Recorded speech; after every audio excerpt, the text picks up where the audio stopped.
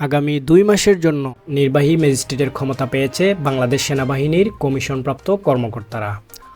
১৭ই September মঙ্গলবার রাষ্ট্রপতির আদেশক্রমে জনপ্রশাসন মন্ত্রণালয়ের সিনিয়র সহকারী সচিব জ্যোতিপুর স্বাক্ষরকৃত এক প্রজ্ঞাপনে এ তথ্য জানানো হয়েছে। প্রজ্ঞাপন জারির তারিখ থেকে পরবর্তী ৬০ দিনের জন্য সেনা কর্মকর্তাদের এই ক্ষমতা দেওয়া হয়েছে। সেনাবাহিনীর নির্বাহী ম্যাজিস্ট্রেটের ক্ষমতাপ্রাপ্ত কর্মকর্তারা ফৌজদারি কার্যবিধি ১৮৯৮ এর ৬৪, ৬৫, ৮৩, ৮৪, ৮৬, ৯৫(২), ১০০, ১০৫, ১০৭, ১০৯, ১১০, ১২৬, ১২৭, ১২৮, ১৩০, ১৩৩ ও ১৪২ ধারার অপরাধগুলো বিবেচনায় নিতে পারবেন বলে প্রজ্ঞাপনে জানানো হয়েছে। আইনের এসব ধারা অনুযায়ী একজন নির্বাহী ম্যাজিস্ট্রেটের যেসব ক্ষমতা রয়েছে। ধারা ৬৪, ম্যাজিস্ট্রেটের উপস্থিতিতে অপরাধ সংঘটনকারী ব্যক্তিকে গ্রেপ্তার করা বা গ্রেপ্তারের নির্দেশ দেওয়া এবং হেফাজতে রাখার ক্ষমতা। ধারা ৬৪, গ্রেপ্তার করার ক্ষমতা বা তার উপস্থিতিতে গ্রেপ্তারের নির্দেশনা যার জন্য তিনি গ্রেপ্তারি পরোয়ানা জারি করতে পারেন। ধারা ৮৩, ৮৪ অথবা ৮৬, ওয়ারেন্টের অনুমোদন করার ক্ষমতা বা ওয়ারেন্টের অধীনে গ্রেফতারকৃত অভিযুক্ত ব্যক্তিকে অপসারণের আদেশ দেওয়ার ক্ষমতা।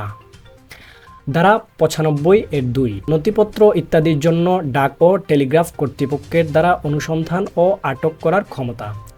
ধারা ১০০, ভুলভাবে বন্দী ব্যক্তিদের হাজির করার জন্য অনুসন্ধান ওয়ারেন্ট জারি করার ক্ষমতা। ১০৫, সরাসরি তল্লাশি করার ক্ষমতা। তার উপস্থিতিতে যে কোনো স্থানের অনুসন্ধানের জন্য তিনি সার্চ ওয়ারেন্ট জারি করতে পারেন। ধারা ১০৭, শান্তি বজায় রাখার জন্য নিরাপত্তার প্রয়োজনীয় ক্ষমতা। ধারা ১০৯, ভবঘুরে ও সন্দেহভাজন ব্যক্তির ভালো আচরণের জন্য নিরাপত্তার প্রয়োজনীয় ক্ষমতা। ধারা ১১০, ভালো আচরণের জন্য নিরাপত্তা প্রয়োজনীয় ক্ষমতা। ১২৬, জামিনের নিষ্পত্তি করার ক্ষমতা। ১২৭, বেআইনি সমাবেশ ছত্রভঙ্গ করার আদেশ দানের ক্ষমতা। ১২৮, বেআইনি সমাবেশ ছত্রভঙ্গ করার বেসামরিক শক্তি ব্যবহার করার ক্ষমতা। ১৩০, বেআইনি সমাবেশ ছত্রভঙ্গ করার জন্য সামরিক শক্তি ব্যবহার করার ক্ষমতা। ১৩৩, স্থানীয় উপদ্রব নিয়ন্ত্রণে ক্ষেত্রবিশেষ ব্যবস্থা হিসেবে আদেশ জারি করার ক্ষমতা। ১৪২, জনসাধারণের উপদ্রবের ক্ষেত্রে অবিলম্বে ব্যবস্থা হিসেবে আদেশ জারি করার ক্ষমতা।